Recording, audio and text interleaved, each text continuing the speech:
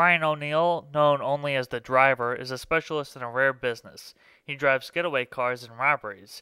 His exceptional talent has prevented him from being caught yet. After another succeeded flight from the police, a self-assured detective known only as the Detective makes it his primary goal to catch the driver. He promises remission of punishment to a gang if they help him to convict the driver in a set-up robbery. From that point on, the film becomes a series of double crosses and impressive car chase sequences. I absolutely loved this film from beginning to end. The flick is only 90 minutes long, and it's a simple film dealing with archetypes that we don't really get to know much about. As I said before, the main character is known only as the Driver, played mostly silently by Ryan O'Neal, who, while not a terrific actor, has the looks, charisma, and silent type persona down. He's the best at what he does, following a strict set of rules and an honor code, and you believe it. I will say Steve McQueen, which this role was written for, was probably more well suited for the role, capable of communicating a lot more without saying much. Bruce Dern is the perfect antagonist in the form of a detective, oddly enough. Why do we prefer to root for the Driver? Honestly, I couldn't tell you. We just do. Maybe that's just an aspect of the minimalist effort of the 1970s. Dern is great, doing whatever he can to finally catch and get the drop on our hero.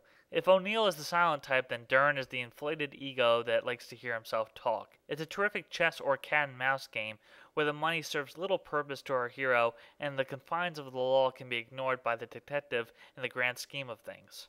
Apparently, there's a much longer cut of the film with more character development and car chases that director Walter Hill preferred, but the film's lean pace is so refreshing at a time where a film like Fast 5 is released and it's at least 40 minutes longer than The Driver. Inspired by the minimalist and existential films of Jean-Pierre Melville, like Les Samurai, The Driver is stripped down to its basic genre elements. There's even more archetypes that I didn't even mention earlier.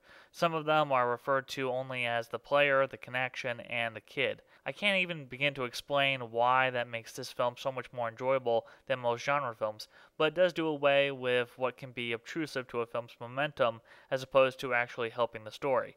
The car chases are breathtaking. They're coherent with plenty of clarity, and they give enough time for an image to actually register in your head. It's well made yet simple. The film is fairly quiet aside from a few moments with a composed score, but Hill doesn't have any moments of composed music take over those engines rumbling.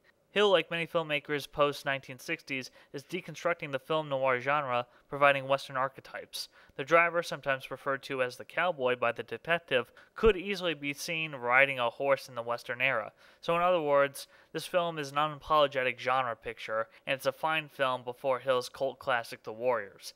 That's it from the Movie Rewind. Have a great day, folks. Until next time.